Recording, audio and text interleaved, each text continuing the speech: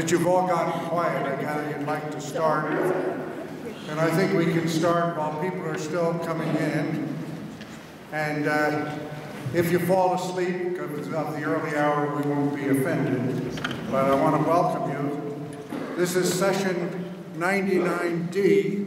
So if you didn't mean to be present in 99D, the session is called What CCRC Providers Can Learn from Residents. Then you may want to amble on to something else. But we want this to be a lively session today with lots of audience interaction after the panelists get through with their remarks, because this is about working together. So we're eager to hear from you and to have a vigorous and thought-provoking session. Let me introduce the panel first by telling you who isn't here. And you may notice this one name tag has already been adjusted. You may have read in your program about Charlie Polk. And you may have expected to see Charlie up here with us, and we wish that he could be here with us. Charlie is the National Continuing Care Resident Association's former president and a mainstay of our organization. In recent years, he stepped aside to the post of executive director so that others, currently Ruth Walsh, could fill the presidency. Charlie very much wanted to be here and to be part of this panel, but he's had a health setback. And unfortunately, that's a common lot among people our age, and Charlie's doctors won't let him travel this far. Somehow they let him travel by car up to Tallahassee on a regular basis, which I think is quite a long haul, maybe a couple of 100 miles. But coming all the way to Denver was too much. I guess trying to make your way through DIA might have been a challenge for him.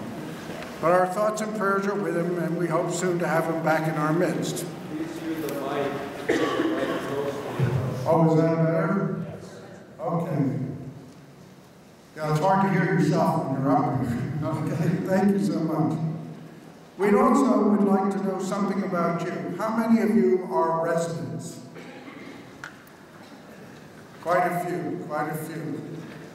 How many of you are in executive positions or on a provider board of directors? Whoa, I think we've got more of you than we have residents. That's remarkable. How many of you are here solely for the continuing education credit? A few brave souls. With that, let me introduce the panel who are sitting here to my right and your left. Starting from the podium, we have Marlene Varner. Marlene is sitting in for Charlie Polk. So her sign originally said Charlie Polk, and Jack Matheson, another one of our past presidents, kindly rewrote it to now read Marlene Varner.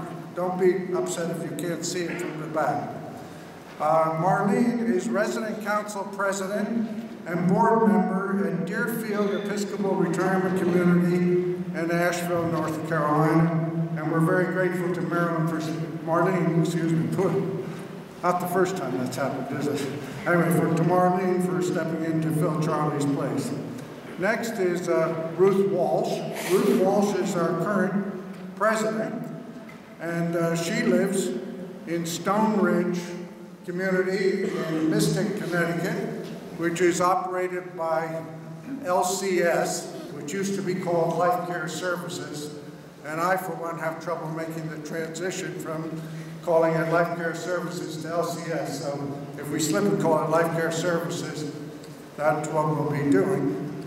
It's interesting in this room because her community is a for-profit operation, even though Life Care Services works with many nonprofit organizations. And finally, down here at the far left, our far right, but your far left, is Heather Turner, who's the executive director at Stone Ridge and a stalwart in the LCS organization and a new mother. So, I don't know, are you still out on maternity leave? Or are you... I'm back as of this week. She's back as of this week, so wow. And she's got 2 youngsters in her hotel room with her, so...